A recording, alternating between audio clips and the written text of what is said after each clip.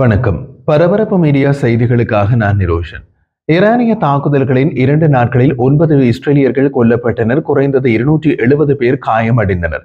நேற்று சனிக்கிழமை இரவு வடக்கு இஸ்ரேலில் உள்ள தம்ராவில் ஒரு கட்டடத்தை ஈரானிய ஏவுகணை தாக்கியதில் மனார் அல் ஹாசிம் அபு அல் ஹைஜா காதிப் என்ற பெண், அவரது 2 மகள்கள் 13 மற்றும் 20 வயதுடைய ஹலா மற்றும் ஷாடா அவர்களது உறவினர் மனார் டாயப் காதிப் ஆகியோர் கொல்லப்பட்டனர்.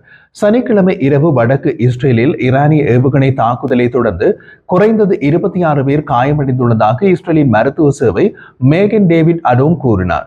கூடுதலாக இன்று ஞாயிற்றுக்கிழமை அதிகாலை இஸ்ரேல் மீதான சமீபகால ஈரானிய ஏவுகணை தாக்குதலை தொடர்ந்து ஒரு பெண் கொல்லப்பட்டதாகவும் குறைந்தது 93 பேர் காயமடைந்ததாகவும் மேகன் டேவிட் அடோம் அறிவித்தது. ஈரான் இஸ்ரேலை நோக்கி ஏவிய பாலிஸ்டிக் ஏவுகணைகளின் அலைகளால் மத்திய இஸ்ரேல் முழுவதும் பலத்த குண்டுவெடிப்புகள் தொடர்ந்து கேட்டன. மத்திய இஸ்ரேல் முழுவதும் சந்தேகத்திற்குரிய ராக்கெட் தாக்குதல்கள் குறித்து பல அழைப்புகள் வந்ததாகவும் MDA தெரிவித்துள்ளது. ஈரான் மற்றும் ஏமன் இஸ்ரேல் மீது தொடர்ச்சியான ஏவுகணை மற்றும் ஆளற்ற விமானங்கள் தாக்குதல்களை நடத்தியதாக IDF உறுதிப்படுத்தியது. டான், மத்திய மற்றும் ஜெருசலேம் மாவட்டங்களில் பல ஏவுகணை துண்டுகள் வீழ்ந்ததாக இஸ்ரேலின் தீயணைப்பு மற்றும் மீட்பு ஆணையம் உறுதிப்படுத்தியது. இதில் குடியிருப்பு கட்டடங்களுக்கு சேதம் மற்றும் திறந்த வெளிகளில் ஏற்பட்ட தீ விபத்துகள் அடங்கும். சமூக ஊடகங்களில் பகிரப்பட்ட காட்சிகளில் காணப்படுவது போல் மத்திய இஸ்ரேலிய நகரங்களில் தாக்கம் உணரப்பட்ட தெருக்களில் கணிசமான சேதம் ஏற்பட்டது.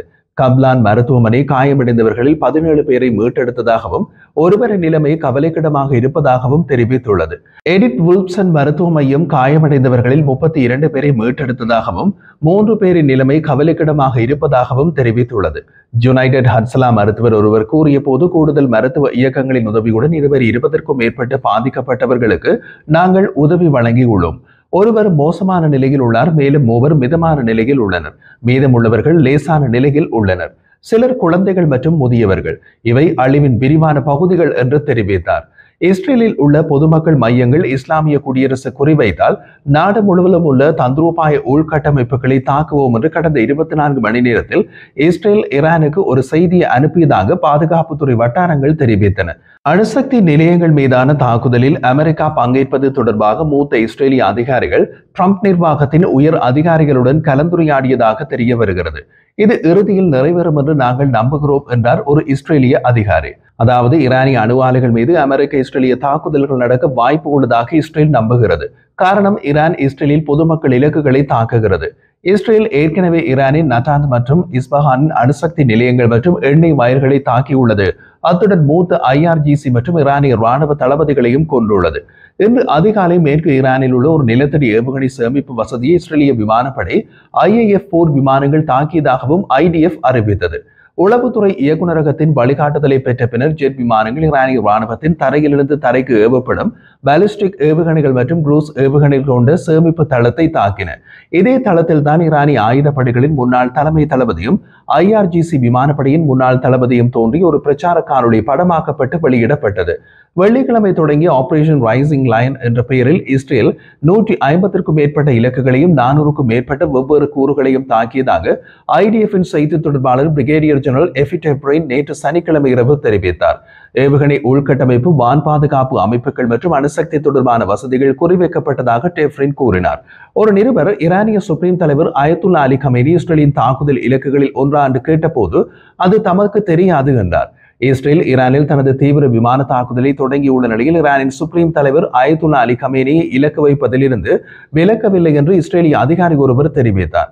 தி வால் ஸ்ட்ரீட் ஜேர்னலின் ஒரு நேர்காணலில் ஒரு கேள்விக்கு பதிலளித்த அந்த அதிகாரி, அயத்துல்லா அலி கமேனி உட்பட அணுசக்தி திட்டத்தை அளிக்கக்கூடிய எந்த இலக்குகளையும் இஸ்ரேல் நிராகரிக்கவில்லை என்று கூறினார். அவர் மேலும் தெரிவித்த போது, இஸ்ரேலின் இலக்கு பட்டியலில் அயத்துல்லா அலி கமேனியும் இருக்கிறார். அதை பெறுமதிமிக்க இலக்குகள் மீது குறிவைப்பது குறித்து இஸ்ரேலிய அரசு மேலிடம்தான் முடிவெடுக்க வேண்டும் என்றார். ஈரானுக்கு எதிரான இஸ்ரேலின் தாக்குதல்கள் அதன் அணுசக்தி திட்டத்தை மட்டுமல்ல, அரசியல் ரீதியாகவும் இராணுவ ரீதியாகவும் ஈரானின் இஸ்லாமிய குடியரசு ஆட்சியை குலைப்பதையும் நோக்கமாக கொண்டுள்ளது என்பதற்கான கூடுதல் அறிகுறியை அந்த அதிகாரியின் கூற்று வழங்கியது. அயத்துல்லா அலி கமேனி போன்ற ஒருவர் மீது இலக்கு வைக்கப்படுவதற்கு முன் இஸ்ரேல் அமெரிக்காவுக்கு தகவல் தெரிவிக்கும் என்று எதிர்பார்க்கலாம். வெள்ளிக்கிழமை ஈரானின் உச்ச ராணுவ தளபதிகள் மீது தாக்குதல் நடத்தப்பட்ட போதும் அது குறித்து அமெரிக்காவுக்கு முன்கூட்டியே தகவல் தெரிவிக்கப்பட்டது என்று பாதுகாப்புத்துறை வட்டாரங்களில் கூறப்படுகிறது. ஈரானின் உச்ச ராணுவ தளபதிகள் மீது தாக்குதல் நடத்தப்பட்ட போது டெஹ்ரானின் வடக்கு பகுதியில் சதாபாத் பகுதியில் இருந்த தரையடி இலக்கின் மீது தாக்குதல் நடத்தப்பட்டது. அந்த தாக்குதலில் ஈரானின் சுப்ரீம் தலைவர் ஆயத்துல்லா அலி கமேனியை இலக்கு வைத்து நடத்தப்பட்டதாகவும் நம்பப்படுகிறது. ஆனால் தாக்குதல் நடத்தப்படுவதற்கு முன் அலி கமேனி அங்கிருந்து வேறு இடத்திற்கு கொண்டு செல்லப்பட்டதாக கூறப்படுகிறது. சதாபாத் பகுதியில் இருந்த தரையடி இலக்கில் தாக்குதல் நடந்த நேரத்தில் இருந்தவர் ஈரானின் மிகவும் செல்வாக்குமிக்க அரசியல்வாதிகளில் ஒருவரும் ஆயத்துல்லா கமேனியின் நெருங்கிய நம்பிக்கையாளருமான அலி ஷம்கானி. தாக்குதலில் அவர் கொல்லப்பட்டார். அவருடன் தங்கியிருந்த அலி கமேனி நூலிலையில் தப்பிவிட்டார் என்றும் கூறப்படுகிறது. இஸ்ரேலிய தாக்குதலில் தனிநபர் இலக்குகளாக கொல்லப்பட்ட அனைவரும் ராணுவ தளபதிகள் அல்லது அணுசக்தி விஞ்ஞானிகள் தான். விதிவிலக்காக கொல்லப்பட்ட ஒரே அரசியல்வாதி அலி ஷம்கானி. அலி கமேனி தங்கியிருந்த இடத்தில் அவர் தங்கியிருந்த ஒரே காரணத்தாலேயே அவர் உயிரிழக்க வேண்டிய நிலை ஏற்பட்டது என்றும் கூறுகிறார்கள். அலி கமேனி கடந்த ஆண்டு இஸ்ரேல் ஈரானில் தாக்குதல் நடத்தி ஹமாஸின் அப்போதைய தலைவர் இஸ்மாயில் ஹானியையே கொன்ற பின்னர் தமது இருப்பிடத்தை தரையடி தங்குமிடத்திற்கு மாற்றிக் கொண்டார். வெள்ளிக்கிழமை தாக்கப்பட்டதாக நாம் குறிப்பிட்ட சதாபாத் பகுதிக்கு மற்றும் ஒரு முக்கியத்துவம் உண்டு. ஹமாஸின் முன்னாள் தலைவர் இஸ்மாயில் ஹானியே ஈரானிய தலைநகர் டெஹ்ரானில் உள்ள சதாபாத் பகுதிக்கு சற்று வடமேற்கே உள்ள நேஷாட் வளாகத்தில் உள்ள ஒரு IRGC விருந்தினர் மாளிகையில் தங்கியிருந்த போதே கொல்லப்பட்டார். டெஹ்ரானில் உள்ள சதாபாத் பகுதியில் அதிமுக்கியமானவர்கள் தங்கியிருக்கும் சதாபாத் வளாகம் என்ற ஒரு வசதி ஒன்று உள்ளது. இது கஜர் மற்றும் பக்லவி மன்னர்களால் கட்டப்பட்ட 80 ஹெக்டேர் வளாகம். ஈரானை விட்டு தப்பியோடிய மன்னர் ஷாவின் அரண்மனையும் சதாபாத் வளாகத்திலேயே இருந்தது. இன்று ஈரானிய ஜனாதிபதியின் உத்தியோகபூர்வ இல்லம் சதாபாத் வளாகத்திற்கு அருகில் அமைந்துள்ளது. அலி கமேனியின் தரையடி தங்குமிடமும் அந்த வளாகத்திற்குள் இருப்பதாக நம்பப்படுகிறது. சரி, அலி கமேனியை இஸ்ரேல் இலக்கு வைத்தால் அமெரிக்கா அதை அனுமதிக்குமா? ட்ரம்பை பற்றி உறுதியாக கூற முடியாது. ஆனால் ஜோ பைடன் ஜனாதிபதியாக இருந்தபோது நிச்சயமாக அனுமதிக்கவே மாட்டார் என்பதை உறுதியாக அடித்து கூறலாம்.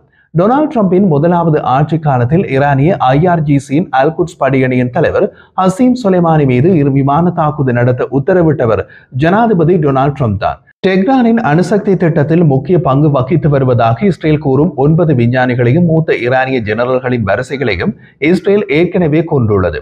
அதற்கு அமெரிக்க அனுமதி பெறப்பட்டது என்றால் மீதியை நீங்களே ஊகித்துக் கொள்ளலாம். அணுசக்தி ஒப்பந்தங்களை நோக்கி அமெரிக்கா பேச்சுவார்த்தை நடத்தி வந்த நிலையில் ஈரானை தாக்க வேண்டாம் என்று பல மாதங்களாக ட்ரம்ப் இஸ்ரேலை வலியுறுத்தி வந்தார். வெள்ளிக்கிழமை ஈரான் மீது இஸ்ரேல் தாக்குதலை தொடங்கிய பின் ஜனாதிபதி டொனால்ட் ட்ரம்ப் ராய்டர்ஸுக்கு அளித்த தொலைபேசி பேட்டியில் ஈரான் மீது இஸ்ரேலிய தாக்குதல்கள் வருவதை தானும் தனது குழுவினரும் அறிந்திருந்ததாக ஒப்புக்கொண்டார். இஸ்ரேலிய தாக்குதல் ஈரானோடு இன்னமும் ஒரு ஒப்பந்தத்துக்கு இடமளிப்பதாகவும் கூறினார். அந்த நேர்காணலில் ட்ரம்ப் கூறிய போது, எங்களுக்கு எல்லாம் தெரியும். ஈரானின் அவமானத்தையும் மரணத்தையும் காப்பாற்ற முயற்சித்தேன். ஒரு ஒப்பந்தம் நிறைவேறுவதை காண விரும்பியிருப்பதால் அவர்களை காப்பாற்ற நான் மிகவும் கடினமாக முயற்சித்தேன் என்று ட்ரம்ப் கூறினார். இருப்பினும் ஈரானியர்களால் இன்னமும் ஒரு ஒப்பந்தத்தை உருவாக்க முடியும். இது மிகவும் தாமதமாகவில்லை என்றார். ராய்டர்ஸிடம் பேசிய ஜனாதிபதி ட்ரம்ப் ஈரானியர்களுக்கு ஒரு உடன்பாட்டிற்கு வர 60 நாட்கள் அவகாசம் அளித்ததாகவும் ஒப்பந்தம் இல்லாமல் அந்த நேரம் காலாவதியாகிவிட்டது என்றும் கூறினார். ஈரானுக்கு ஒரு ஒப்பந்தம் செய்ய 60 நாட்கள் கொடுத்தது எங்களுக்கு போதுமானது. இன்று 60 கடந்து விட்டது இல்லையா? எனவே என்ன நடக்கும் என்று எங்களுக்கு எல்லாம் தெரியும். இஸ்ரேல் தாக்குதலை தொடர்ந்து ஈரான் இன்னமும் அணுசக்தி திட்டத்தை கொண்டிருக்கிறதா என்பது தெளிவாக தெரியவில்லை என்று ட்ரம்ப் கூறினார். நிச்சயமாக நாங்கள் இஸ்ரேலை வெளிப்படையாக ஆதரிக்கிறோம் என்று ட்ரம்ப் கூறினார். ஈரானுக்கு முன்கூட்டியே ஒரு தெளிவான எச்சரிக்கையை வழங்கியதாகவும் அவர் கூறினார். நான் சொன்ன போது ஈரானின் பேச்சை கேட்டிருக்க வேண்டும் என்றார். ஈரானிய அதிகாரிகள் தன்னை தொடர்பு கொண்டு பேச்சுவார்த்தைகளை மீண்டும் தொடங்க ஆர்வமாக இருப்பதாக ட்ரம்ப் NBCயிடம் கூறினார். அவர்கள் இப்போது ஒரு ஒப்பந்தம் செய்ய விரும்புவதாக கூறி என்னை அழைக்கிறார்கள் என்றார்.